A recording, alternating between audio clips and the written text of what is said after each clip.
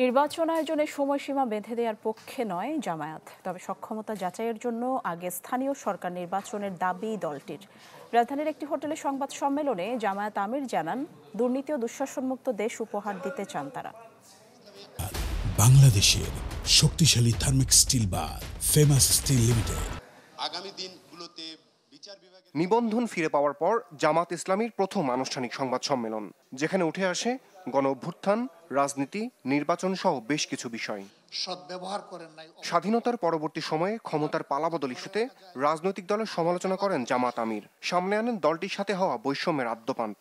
ক্ষমতায় যিনি যখন গিয়েছেন, কিভাবে ক্ষমতা ধরে রাখা যায় এবং আবার ফিরে আসা যায়, এটাই ছিল তাদের মুখ্য উদ্দেশ্য।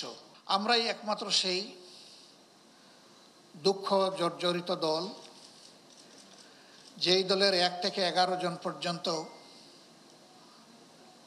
ক্রমান্বয়ে সিরিয়ালি 11 জন নেতাকে দুনিয়া থেকে নিষ্ঠুরভাবে বিদায় করে দেওয়া হয়েছে।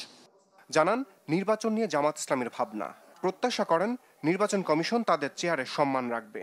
আমরা কারো কাছে কোনো ফেভারিজম চাই না। তারা যে জায়গাটায় বসেছেন, এটা আমানতের জায়গা, সম্মানের জায়গা, বিশ্বস্ততার জায়গা এবং জাতিকে একটা ভালো নির্বাচন উপহার দেওয়ার জায়গা।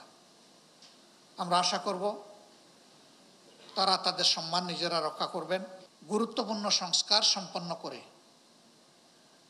সরকারের প্রধান যিনি, তার ঘোষিত সময়ের ভিতরে একটি সুষ্ঠু নির্বাচন অনুষ্ঠিত করতে হবে, যেখানে জনগণ ভোট দিবে এবং ভোটের যথাযথ প্রতিফলন দেখতে পাবে। নিবন্ধন ফিরে পাওয়ার পর জামাত ইসলামের প্রতীক দাড়িপাল্লা নিয়ে তৈরি হওয়া সংকট কেটে যাবে প্রত্যাশা জামাতের শীর্ষ নেতার। এরকম আরো বহু প্রতীক বাংলাদেশে আছে, যেটা রাষ্ট্রীয় অনেক গুরুত্বপূর্ণ জায়গার প্রতীক।